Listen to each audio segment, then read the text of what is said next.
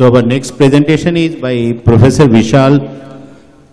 He will be speaking on multiple crises of global change and need for personal and social transformation. He is from Department of International Environment and Development Studies, Norwegian University of Life Sciences, Norway.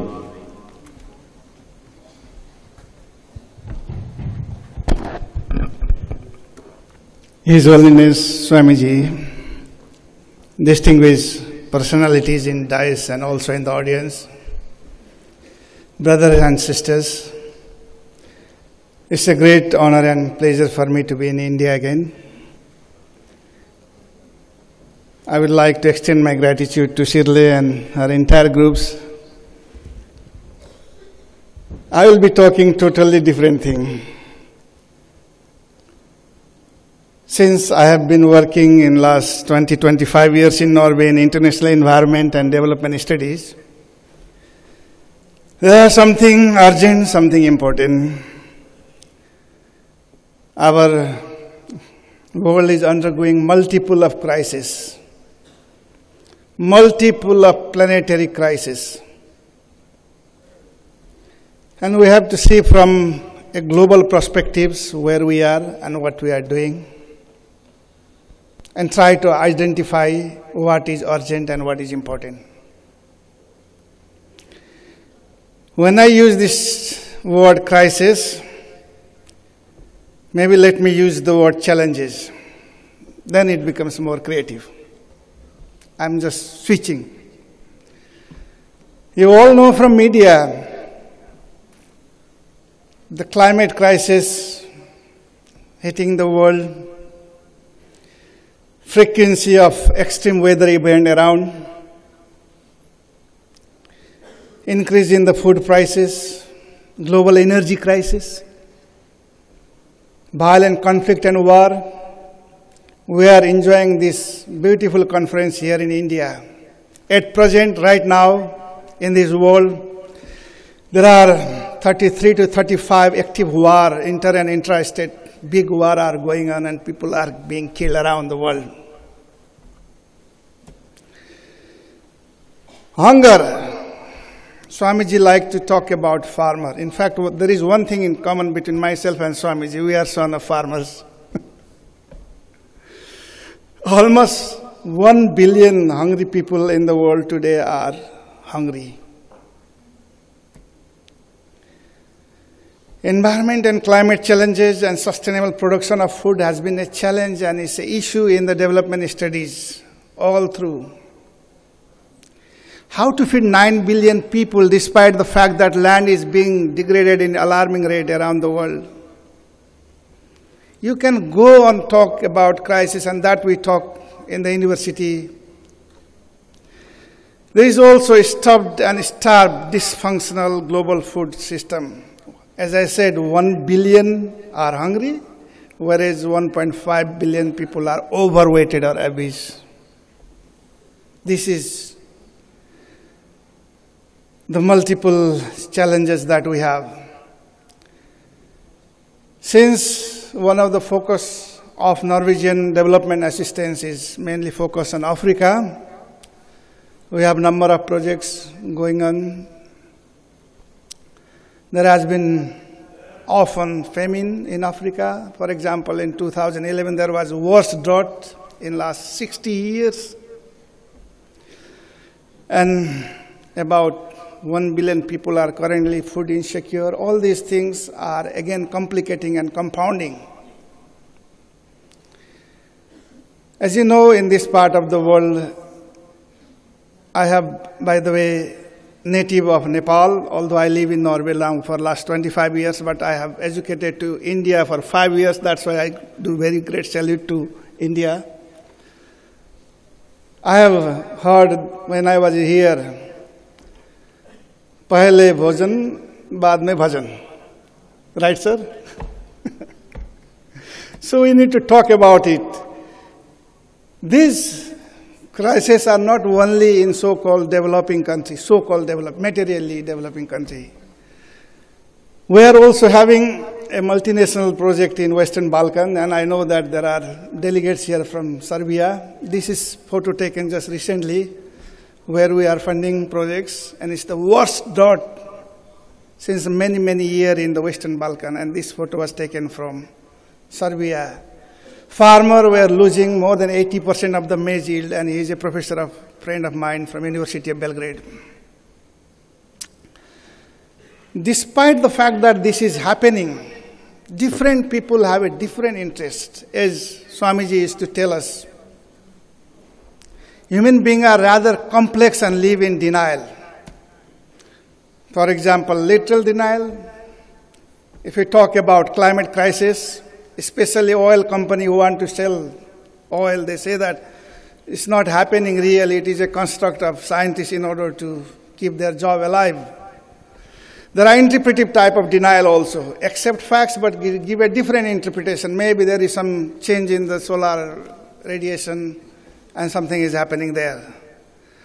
Or implicatory type of denial, have the knowledge but doing right thing with the right knowledge is not a part of our everyday life. We are conditioned and brought up in a very different way. With this complex humanity, this world is definitely not going to sustain, and we are living in the age of unsustainability. Let's take an example of what is happening. This is where we live today. This is our world. Land is very fixed, and if you divide equally this world, all of us, maybe 2 hectares now or even less than that per person. So land is fixed. Where are the people? People are in this part of the world, as you can see, South Asia, Africa. Mouths are here, people are here, we need a lot of bhojan here also.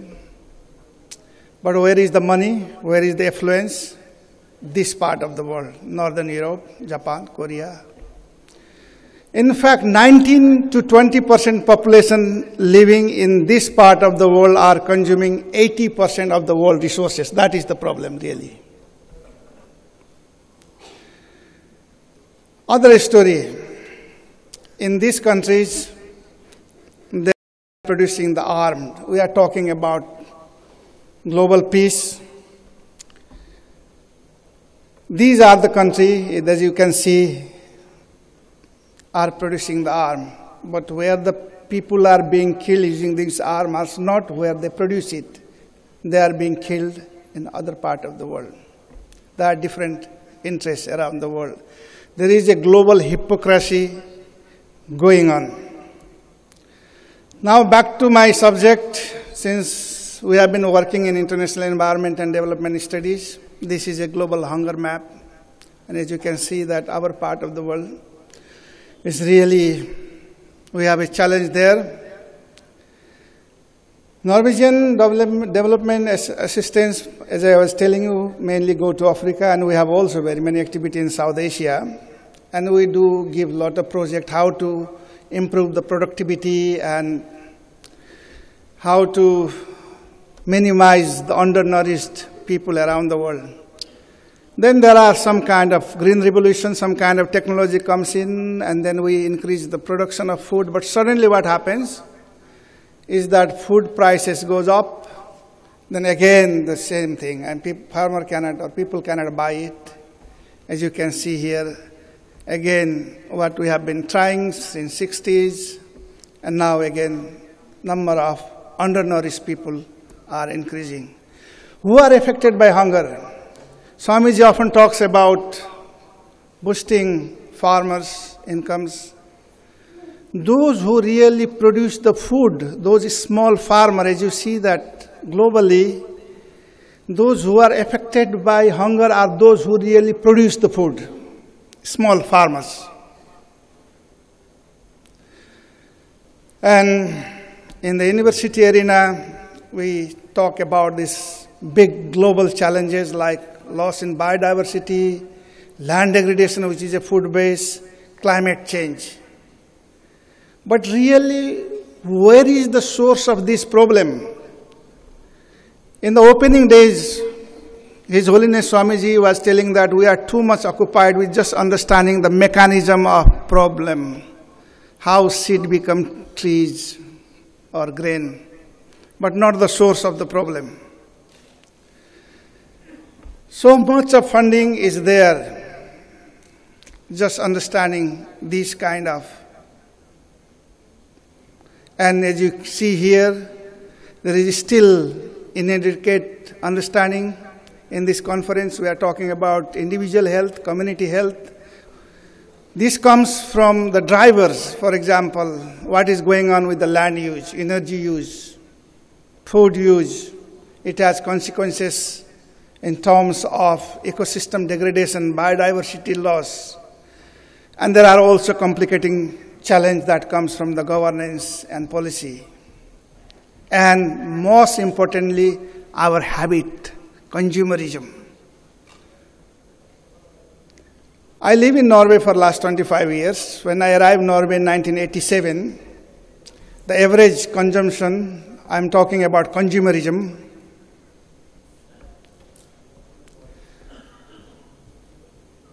I was using around 200 kg, producing 200 kg of waste. And now in my stay there, we are already so much consuming that we are producing 400 kg. This is not a welfare consumption. And you can go on talking about consumerism, like one example is use of cell phone. Before I came to India, I was in Mozambique and also Malawi. Demand for this technology that comes from the West is going in both developed and developing countries. As you can see it here. For some places it has become fashion. Even very many modern Upanishads going on using this Dhammapada and so on. Even in China, you can imagine one boy reported selling his kidney. We know a lot of theory about the poverty. I was working in Ethiopia 8 years on an off basis, and these are photos from there. We know a lot of statistics about it. These are the pictures during the famine time there. Two people are sharing the carcass. And this is the touchy photo. Mother is already dead, but this little baby is looking milk from her dead mother. This is how the reality is around. So we need to, despite the fact that so much funding is put on understanding the poverty and research around poverty, we seem to know a bit less about the dependent origination in the global context. What we need to learn the behavior that benefits others. A simple example here. I was looking at Swamiji today. In his feet, we are wearing, in fact, I was wearing 2 pair of socks in my leg. He was just smiling, how compassionate behavior, cultivating love, compassion, and art of life and living. That's what would be needed.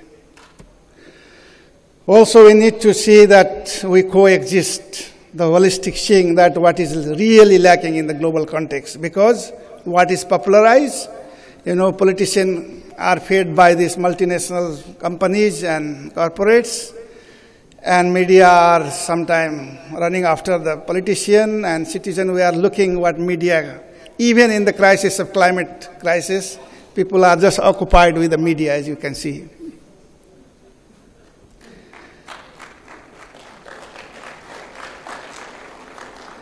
So, if we ignore this bigger picture, according to some estimates, by 2080, this world will lose 40% of biodiversity.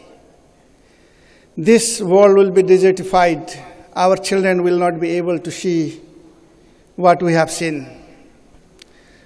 Okay, just to tell you that we talk a lot of curricula around global health, and there are so many interesting ideas, including, for example, Millennium Development Goal. What is that Millennium Development Goal? To reduce poverty and hunger by half by 2015, which is just 2 years from now. what has happened. There are few countries from their baseline doing well. There are some countries with insufficient progress, and some countries no progress or even deterioration. And surprisingly, when it comes to this abject poverty, all this malnutrition for children, I think our part of the world is also not exception. We are not doing progress there. Again, these are the things, how to make this, eradicate hunger and promote environment-friendly food production. Number of interesting ideas, but very difficult to realize in the ground. That is my experience of working with international environment and development studies. So my humble hopes lies on behavioral change through globalizing yogic wisdom and personal transformation. Without we change our habit of consumerism, wants more, this, that, all the time, without we understand our ancient perennial philosophy and internalize it, I don't think any kind of convention, any kind of funding is going to help. Well, I can go on talking about it. To address these global challenges, yogic science could offer tools to boost our emotional balance, creativity, and most importantly, promote human values, truth, beauty, all Platonic value we talk about. In future, why I'm in this conference is to learn, because I'm working on this left-hand side of the graph here, dealing the global environmental issues, and the health people are working on the other part, and then here comes the yoga. The trilogy of human health, one of the messages of yogic or noetic science, ahar, vihar, and vichar. If you combine these three sciences in the university curricula, in the research, if you work more on this model and go further on together, then I think there is a meaningful change that comes. For example, in the yoga psychology, we need to clean all this, our mind, our body, and then that is a kind of root where the tree grows. And from there, when the wisdom comes, and based on that yogic wisdom, if you manage the change, the crisis, the challenges that I was talking about, probably we are addressing the root cause, the first primary cause of crisis or challenges. Therefore, yogic science need to come. Okay, people are running after happiness around the world, but research shows that this is not the case. Yes, to some extent, income would be necessary, but not after a certain point. Human being is a goal-seeking entity. Human being want to know who he or she really are. Where do I come from? This higher question, understanding the higher dimension of creation. So extra income is not bringing extra happiness, really. Therefore, as Veda says, let noble thought comes us from every side. But now I have said so many things. We cannot cross a sea by merely staring into the water, what Rabindranath Tagore talks about. Therefore, what I'm involved now in South Asia, among others, is implementing a program, Norwegian-funded program in Department of Conflict, Peace and Development Studies in Nepal and Sri Lanka. And we have included one little course on personal transformation, where we have brought a spiritual master, people from positive psychology, comparative religion and comparative philosophy, and we are teaching there. Part of curricula what this conference was really will be addressing more, and I was here to learn, as I was telling you, health effects of yoga and meditation, positive emotion, work on neuroplasticity, epigenetics, stress management, and so on and so forth. We are also developing a new course on behavioral change. A lot of funding and money is flowing on the climate change. Until and unless we are able to change our own behavior, we cannot address the climate change. And therefore, the psychology part is a missing link in the climate change that we need to bring. We need to seek a rapid change in the behavior, human behavior, and there comes the spiritual ecology, and even in some university they are talking about yoga and ecology. There I need to learn little more about how we can combine these things together. And finally, learning should be about being and not about having. This is the ancient wisdom. I do not want that we continue further this path of development. In fact, yogic wisdom, which is our wisdom tradition and what we have inherited in this part of the world, can really change this path of development. And respected Chairman, His Holiness, ladies and gentlemen, I am not here to preach, but I am here to learn, so please don't judge me. Thank you very much.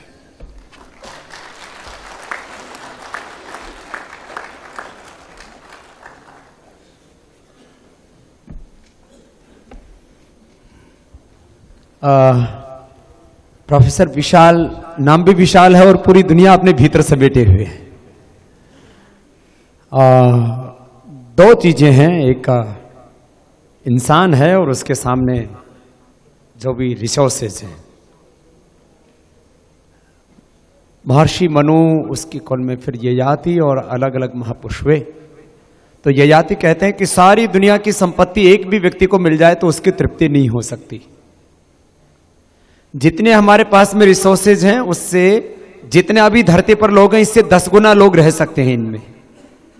लेकिन यही resources को जब आदमी के अंदर भूख पैदा हो जाती है, तृष्णा पैदा हो जाती है, भोगवाद, उपभोक्तावाद, उससे फिर आदमी दुख में डूब जाता है।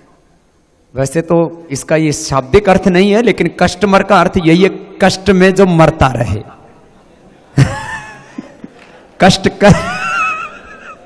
एक उपभोक्तावाद का कस्टमर, कष्ट में जो मरता रहे रात दिन, एक कस्टमर हो रहा है। आर्म्स और मेडिसिन लॉबी और ये जो कस्टमर उपभोक्तावाद की लॉबी, इसको चलाने वाले जो ग्लोबलाइजेशन का जो पूरा कुचक्र है, इसमें आदमी इतना परेशान है। ये जो देखो, एक तो पावर्टी, उस पावर्टी के जो स्टैटिस्टिक्स, उसके आंकड़े और फिर उसके उपाय, ये तीनों ही नाम पर झूठ बोली जाती पूरी दुनिया पर। फिर फूड, नॉर्मल आदमी जितना खाता है उससे 10 गुना ज्यादा खाता है ये खाता पीता आदमी। नॉर्मल आदमी जितना वस्त्र पहनता है उससे 10 गुना पहनता है। मैं आपके लिए नहीं कह रहा हूं। गरीब आदमी एक कपड़ा पहनता है, अमीर आदमी कितना पहनता है वो अपने अपने चेक कर लो। उसमें प्रोफेसर विशाल भी सम्मिलित है। नीचे इनर है, फिर वो स्वेटर है, फिर कोट है, फिर ये आपके लिए नहीं है। ठीक है। नॉर्मल आदमी से 10 गुना ज्यादा वस्त्र इस्तेमाल करता है ताकतवर आदमी, 10 गुना ज्यादा वो खाना की चीजों को यूज करता है, 10 गुना ज्यादा मकान यूज करता है। एक नॉर्मल आदमी का जो एवरेज जो उसका रहने का जगह है वो 6 बाई 6 का या 10 बाई 10 का है। और जो बड़ा आदमी रहता है, मैंने देखा, वो 10 गुना, कोई 50 गुना, कोई 100 गुना ज्यादा कंस्ट्रक्शन होता है उसके पास और वो उसका यूज करता है। तो एक जो ताकतवर लोग हैं, ये 10 गुना ज्यादा रोटी, कपड़ा, मकान और उनके जहां स्कूल बनते हैं वो भी इतनी बड़ी जगह में मिलते हैं, शिक्षा, स्वास्थ्य, 10 गुना ज्यादा दवाई खाते हैं। नॉर्मल आदमी कोई दवाई नहीं खाता है। ये बाकी जो आदमी है, बीपी की, शुगर की, गैस की, एसिडिटी की, सोने की, जागने की, खाने की, हगने की, कई तरह की दवाई खाता है, 10 तरह। तो ये जो ताकतवर लोग हैं, ये 10 गुना ज्यादा संसाधनों का इस्तेमाल करते हैं कम से कम। इसलिए योग करेंगे तो सब मेरी तरह से जमीन पर सोएंगे और सबके लिए मकान बना देंगे। मैं जमीन पर सोता हूं, ये सब आप लोगों के लिए बनाया है, रहने के लिए कमरे, ये हॉल। यहां कोई बाबा जी के बच्चे नहीं खेलते हैं। तो योग करने वाला व्यक्ति अपने आप मिनिमम यूज करता है और अपरिग्रह में जीता है। उसका जीवन का सिद्धांत है वैयक्तिक जीवन में तप और सार्वजनिक जीवन में वैभव। This is our tradition, this is our culture, this is our संस्कृति। ये है हमारा सिविलाइजेशन। तो मुझे लगता है सब योगवाद की ओर आएंगे तो ये भोगवाद, उपभोक्तावाद और इससे दुख का ये जो पूरा मंजर है ये समाप्त होगा। प्रोफेसर विशाल ने इसी दिशा में प्रेरित किया कि सारा दुख दूर करना है दुनिया को, तो योग की तरफ लाना पड़ेगा। प्रोफेसर विशाल को बहुत बहुत धन्यवाद।